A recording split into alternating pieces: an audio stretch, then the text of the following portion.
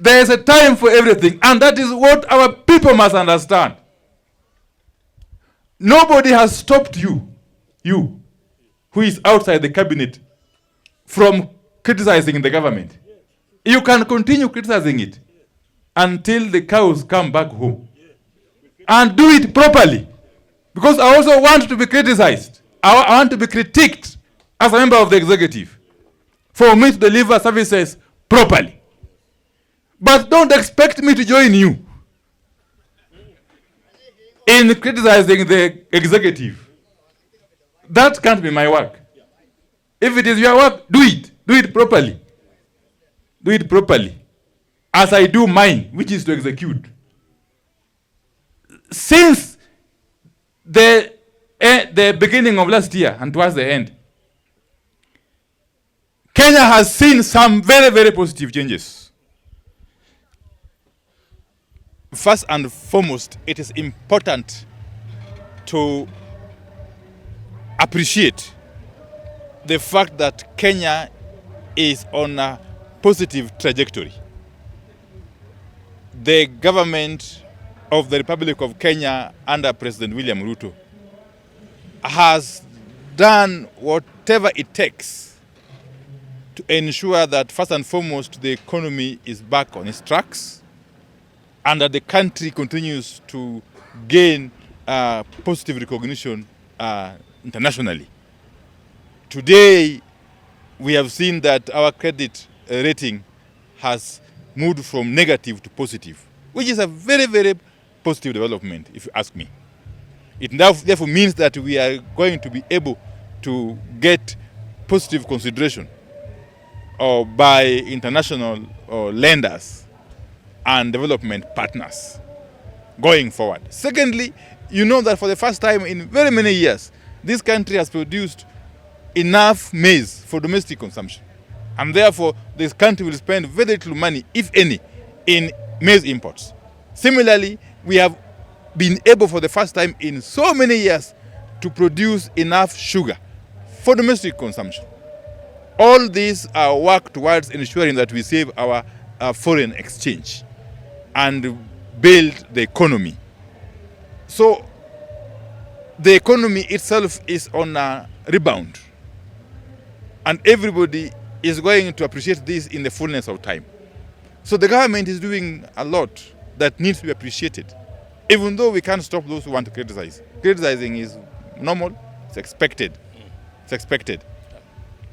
And in fact, it's the work of the parliament, both National Assembly and Senate, to oversight the government, oversight the executive.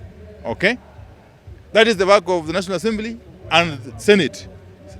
In the same manner, it is the work of the county assemblies to oversight county executives.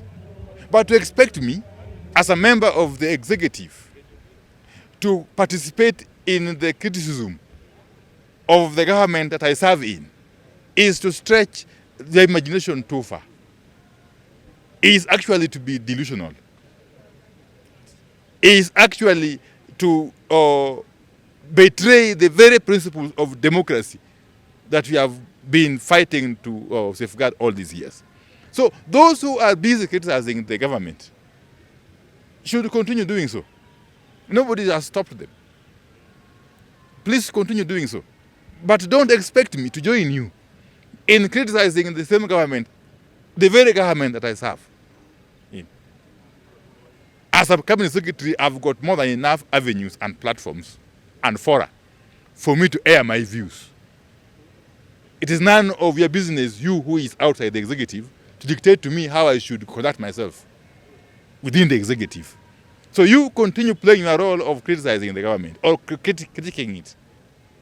Okay? But please understand that I cannot join you. In any event, in my previous life as a member of parliament and as leader of minority party, I don't think there's anybody who could have taught me how to criticize. I was very good at criticism and oversight and critiquing. So there's nothing new you're teaching me. And you cannot lecture me on how to conduct myself whilst I serve in the executive. It is not within your province to lecture me, okay, on how to carry myself while serving the government under the president. Okay? You do your role, I do mine. But more importantly, those who are busy making noise out there, despite all the obvious positive steps that the government is making, you can also continue in the same manner.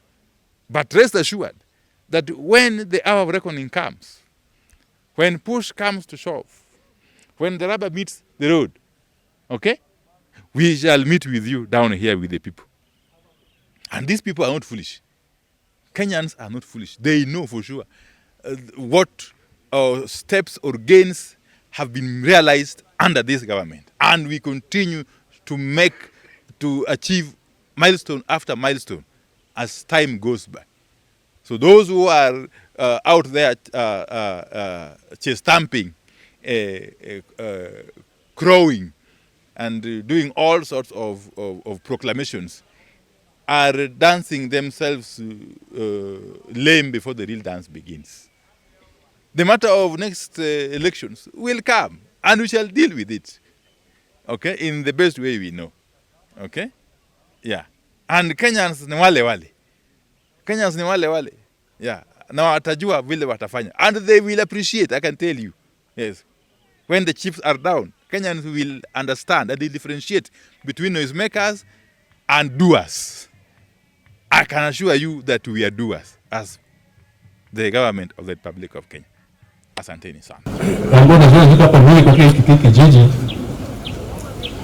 Alikuwa anabombea sana, lakini tunapata kwa mwacha. Lakini licha mambo yote hii alikuwa na hekima ya kipekee. Pia niamini mimi ni mwana wa Mungu. Pia tumesimama hapa na kemea roho yote ya kifo katika jina la Yesu Kristo.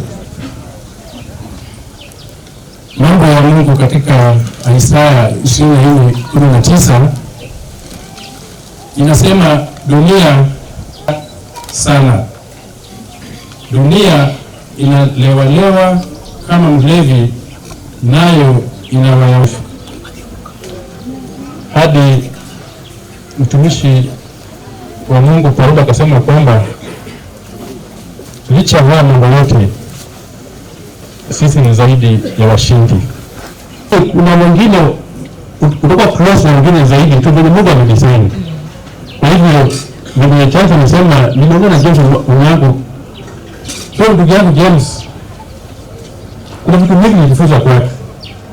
Na vitu vingi pia nilijifunza kwangu. Lakini just to crown it all, alikuwa mtu wangu wengine tu. Na mimi am soft. Niliungo hivyo Bwana sifiwe. Nilikuwa being soft and cool na kitu kama hiyo. That's the attribute of God. Kama bausa wangu Bwana sifiwe. Na mimi pia nimekuwa kama bausa wangu. Lakini nimefikiria kwamba wote walikuwa na changamoto, lakini wanakuwa hapa hivi. That day tutakuwa na graduate. They were sacrifice this time. Sacrifice these resources to do kwa alikuwa hafla. Lakini amesomesha watoto wake. Alikuwa fundi kwa plamba, wajua kali, akipata kazi anapata kidogo watoto wanasoma. So alikuwa anapenda familia. Yesu alifanya shopping. Ndio hizo mnasi nyingi sana kutoka ba. Na ile vitu za Mombasa hizo sijui hizo nini. Tunakwenda msi.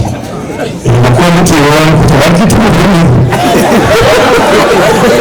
Kama ni mmoja kama ni hizo. Wao walikuwa hapo ndio sangana. It's a historical justice. When you to the investment, three of them.